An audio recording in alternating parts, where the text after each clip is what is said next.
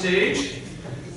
He's kind of a Midwestern kind of guy in terms of a lot of his experience, and he spent quite a bit of time in a really unique community called Oak Park, Illinois. He was the village manager. And at that time, the community got quite a reputation for sustainability. And, okay, I fixed it, I didn't even realize it. In fact, during the time that this gentleman was the village manager there in Oak Park, 95% of their electricity was generated through alternative means, so that's pretty fantastic. This particular speaker has been with us before, and we're so happy to have him back. I know him as a guy who rides his bicycle to work. I see him walking around downtown, so every time I introduce him, I say, this is the guy who really walks the talk, because people talk about alternatives to transportation. This guy really lives it. And let's give a warm welcome to the gentleman who's been leading City Hall since 2012. A warm welcome, please, City Manager Tom Barwin.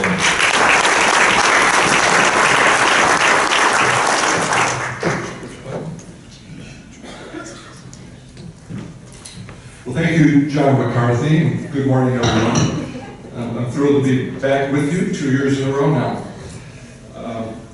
I love what your forum is called, the Forum on Optimal Living. If there were one phrase that could capture, I think, what our city government is up to these days, it would be the pursuit of optimal living.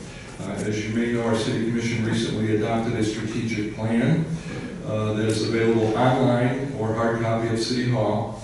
And we are working diligently every day to get our entire 700-person workforce up to speed on the community's strategic plan and our pursuit together, along with you, to be a great community where living can be optimalized and in a world-class community.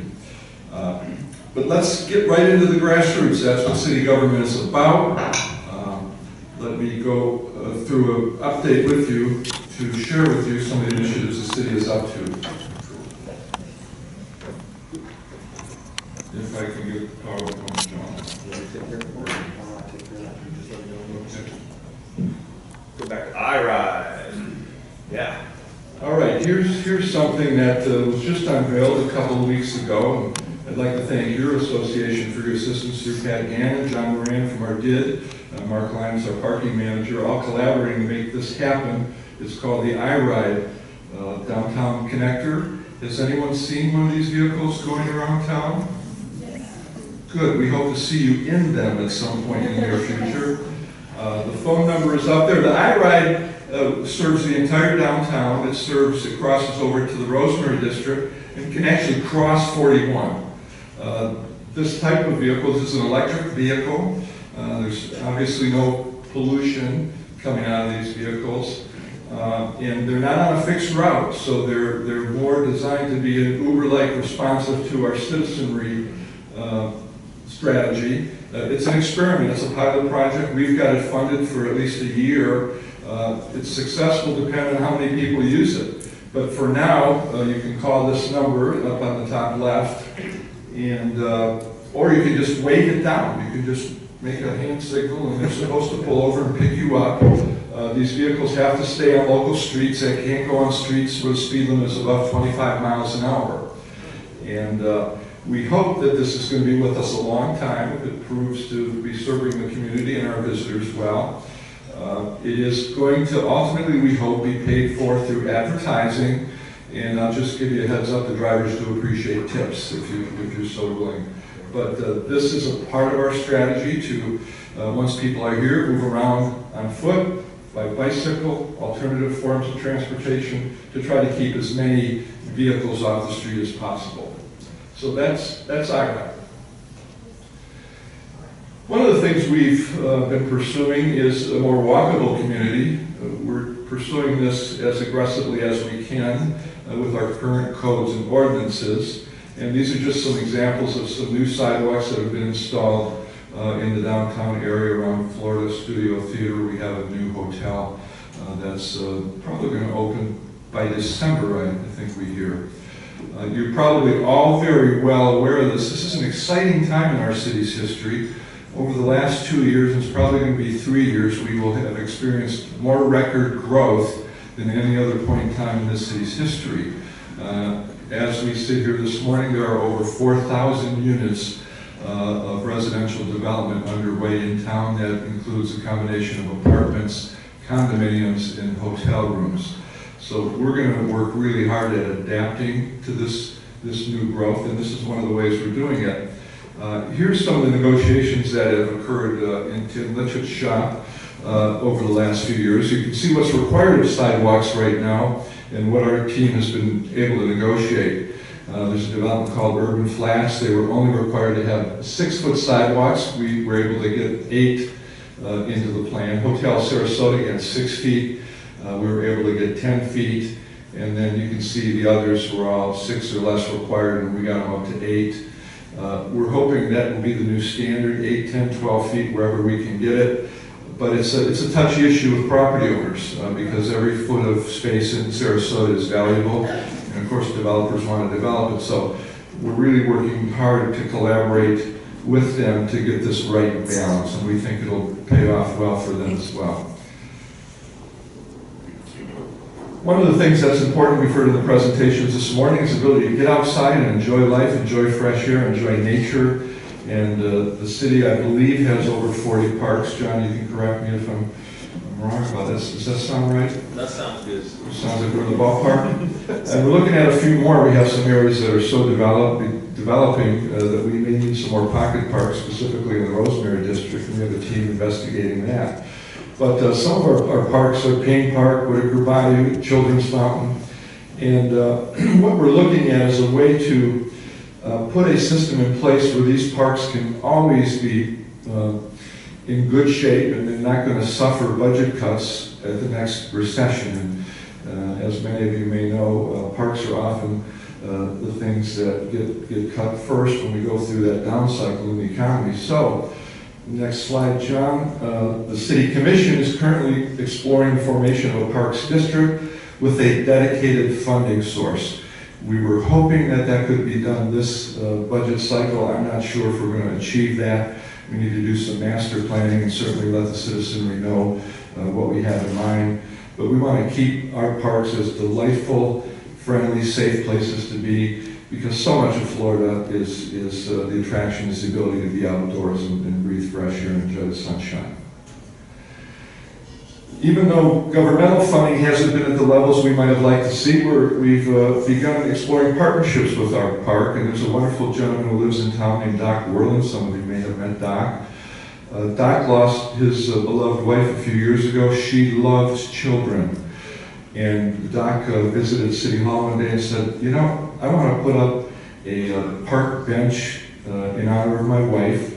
She liked looking at the water and she loved being around kids. So where can I do that?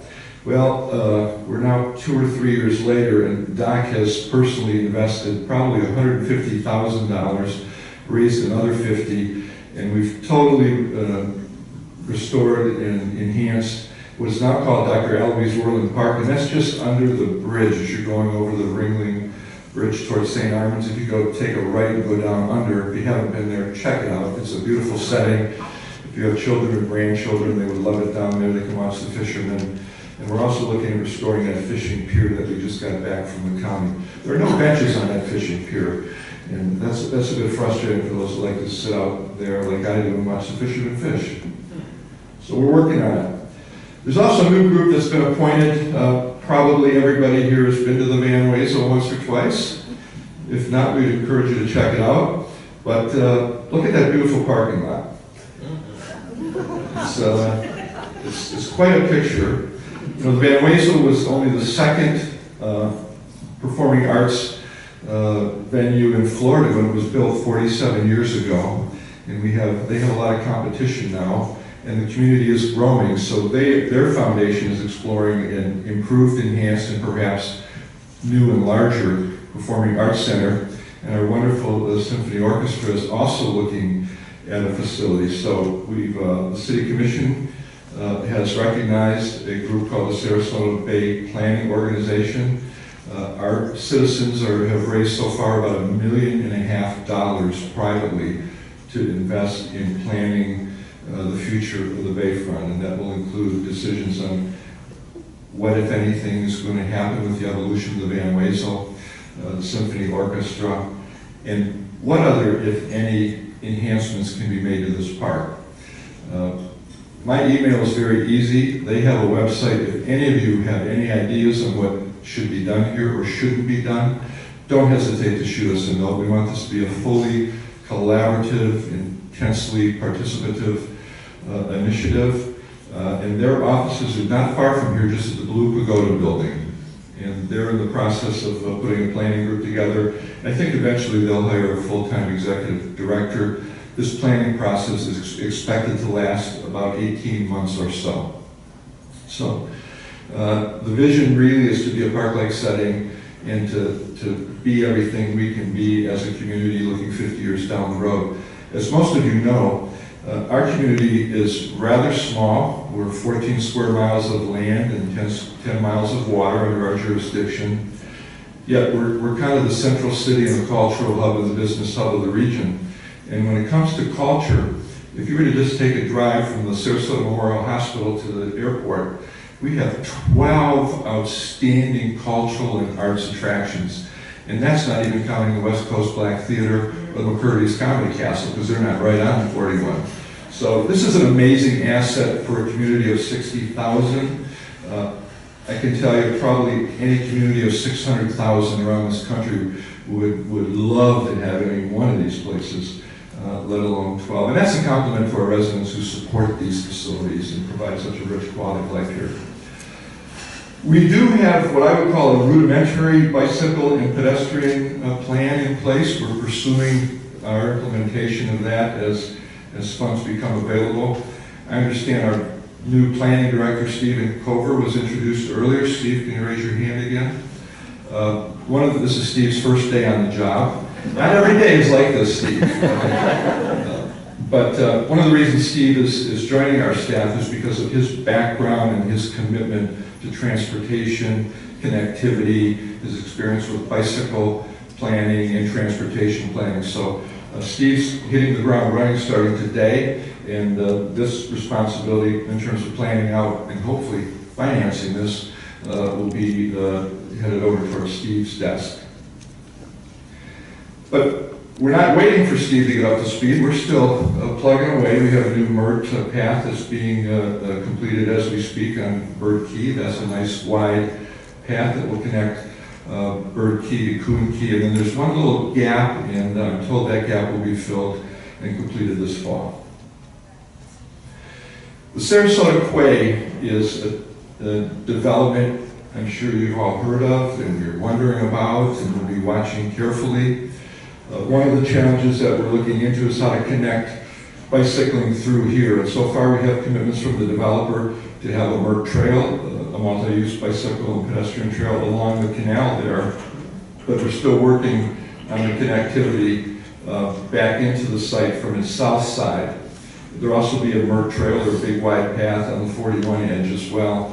And we're trying to figure out how to connect all of that into the Van Wezel 42-acre property. And then we're going to hopefully figure out a connection the other way toward the Ritz complex. With the view coming on board there, and already I think over 1,000 folks living in that particular neighborhood, the more we can successfully integrate alternatives to getting in the car, the better it is for everybody. We don't want that to be an isolated part of our town. We want that to be fully connected, and all of our plans call for maximum connectivity to downtown and the Rosemary District. So that's an intensive project that we're continuing to chip away at. Just for your information, there are 8 blocks on this Quay property that can be developed, and there will be a public hearing in front of the Planning Commission. The developer has voluntarily agreed to undertake as each of those blocks is proposed for development. And just last night we had a meeting with the Florida Department of Transportation. There's a roundabout under consideration in Fruitville, but we're going to get to roundabouts in a second. But we like to talk about bicycle paths more than roundabouts. And we are now in line to see the Legacy Trail ultimately connected to the city of Sarasota, downtown Sarasota. I think this is a game changer for the health nuts out there, or even the people who just like a leisurely bike ride. Once this is done, and I'm hoping it can be accomplished within 5 years, what an asset for our region. You can get on a bike and make your way down to Venice or over to Northport, or they can come up here. You can make an evening or a weekend out of it. So much healthy potential. And so that is a county-led project. There's an 8-mile gap remaining to be completed. We're collaborating with everybody we can to get that funding in place, but it's going to cost about $60 million to get the final acquisition of the property completed, and then the funds to build the trail. But that's a big deal long range. Oh, here's the roundabout map. There's a couple planned, more actually, there's 11 planned. The first two begin this fall or winter at 10th and 14th Street. We have several downtown. Every speaking engagement I go to and every forum we have on roundabouts, there's an anxiety related to these roundabouts. I'm not telling you anything new. So Chief DePino and I are working hard at trying to either find or have someone invent a simulator, like a pilot's simulator for car vehicles, so people can practice navigating roundabouts if they choose. Pat would be happy to bring it over to the condo association and the iRide. Give it to you on the weekend. Just take them out. But you know, that's a good point. I was at one of my professional conferences about a month ago, and there was an Uber delegate there, and she said that she is hearing that the over and under for driverless cars is 5 years, maybe 10 max. So if that's a mind blower when you really think about changing our society. Let's just hope that they train these cars how to deal with roundabouts, so we can try to write that into the suggestion box. But as was mentioned, a lot of people, including especially millennials, are now looking for alternatives than being bogged down by a big old car payment and all that insurance. And we actually are beginning to look at rapid transit and regional transit. We're a small town. We're always going to be a small town. We're not a fishing village anymore.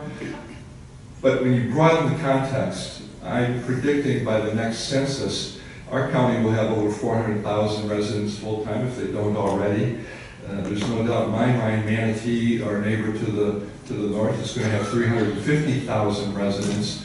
So when you start to just step back from our little community in the weeds here, we're a region of 750, 800,000 people. That's beginning to rise to a major metropolitan region where you can begin to look at these alternatives.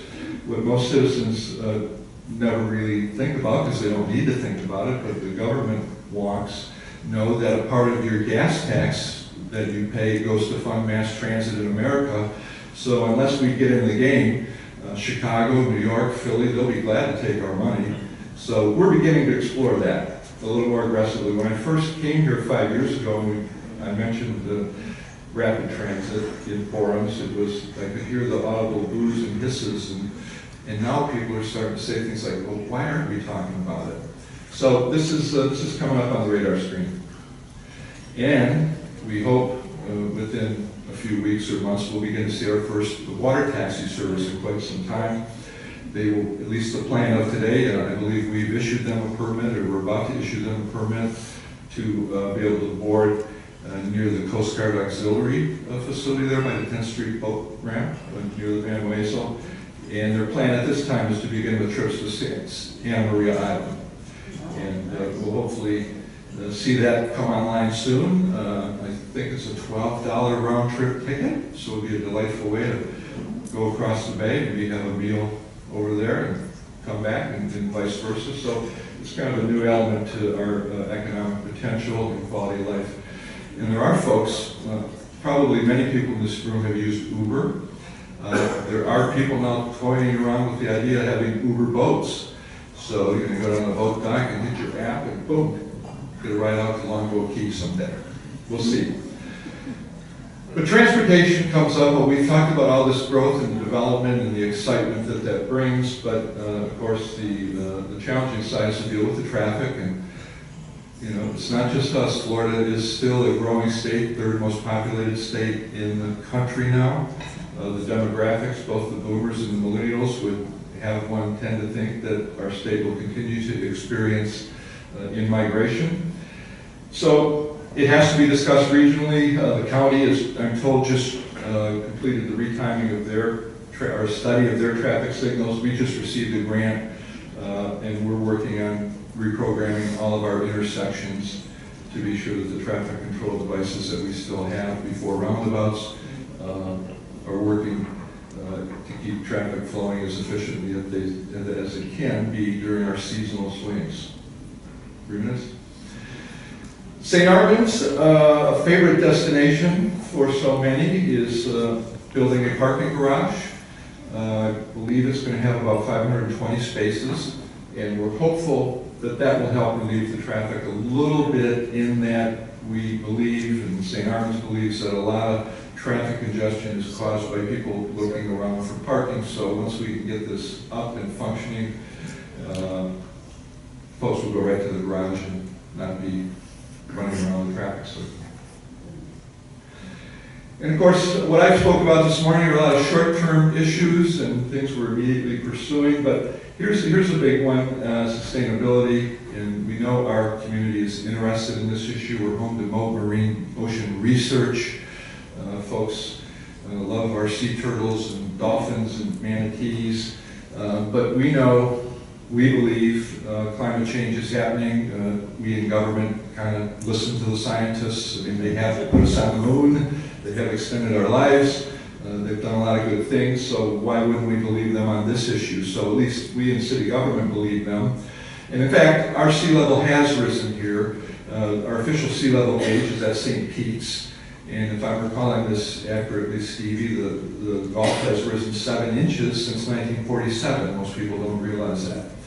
And the official scientific consensus is we're going to see another couple inches by 2030. So our city is really trying to work with everybody we can to heighten the monitoring of the Gulf, the shoals, the passes, because we're going to have to be somewhat proactive in protecting our shoreline and our community. And we do have a climate adaptation initiative underway led by Stevie Freeman Montes, who is here today, to figure out what we're going to do long term if the sea level continues to rise. But we've got signs coming on the beach, and the most important part of the sign, and I've been out there to watch people watching the sign, people are reading it, and it's just a friendly reminder, hey, if you love this place, do what you can do to reduce your carbon footprint, okay? And I mean, collectively, we can all impact this, and it won't get to be a worst case scenario. And we've also asked Stevie to pursue solar energy within our community as much as we can. We're kind of handcuffed because the state, the big power companies have a lot of restrictions, which has kind of tilted the economics for that toward the utilities versus independence, but we're working on that. We buy a lot of electricity as a city every year. Just running our 2 plants on 12th Street for water and sewer is $1 million a year in electrical bill. So we'd like to start offsetting that with renewable energy. And I know I'm running out of time, but affordable housing is a huge issue for us. We've done some of it with some of our grant funds. Unfortunately, right now, Washington, D.C. is talking about cutting these funds. So our commission will be passing resolutions to ask that our affordable housing funds not be cut. We actually need more in them. But there's a huge gap between what the private sector can do, what the public sector can do with the government funds we have. There's a big gap. I personally think we need new tools, we need new strategies. The profit margin, because the rents are so low, just isn't 15, 20, 30, 40%. And with high land costs, it's a huge dilemma, which is another reason that regional transit is important. If we can get something going between downtown Bradenton and downtown Sarasota, it crosses the doorstep of 4 universities. We're encouraging the growth of our universities and the continued blending of our demographic to be more balanced. We do, believe it or not, have a younger demographic compared to most of the rest of this county, and we want to keep that moving in the right way. But we really need new tools for affordable housing. We will be looking at everything this summer. The City Commission is being briefed by our staff on every tool that's been used throughout this country, including inclusionary zoning. And I'm running out of time, but there's a lot of good things happening in Newtown. We're working hard to institute a preservation district, and the economy of Newtown is really starting to pick up. There's been a host of public investment over the years, and we're now focusing on the economy of Newtown. You probably read that Brigham College just opened their new soundstage. Sarasota Memorial Hospital is opening a clinic. We have a new commerce park that's about to go online within the next year or so, about 14 acres, and it's very exciting what's happening in historic Newtown. And of course, our daunting challenge, not just here, in many, many areas of the country, is homelessness. We're getting a refreshed strategy, a broader partnership. I think our report will be presented to the City Commission next Monday night, and our consultant, who has a lot of experience, has worked very closely with the county and all of our other potential partners to find common ground. So there is some light at the end of this tunnel. But once again, I wish we had more time to talk about it. You probably heard me say this before, but a lot of this has resulted because, in my view, massive cuts in mental health funding across the country and the state. 400,000 mental health beds have been shut down in the last 30 years as our country has grown by over 100 million people. So what we're seeing, unfortunately, is the byproduct of that too often. But I think we do have a strategy, and we've done so much well here over the years collaborating. I think this is the next thing that we can probably do well together. So thank you very much. I think I've overrun my time.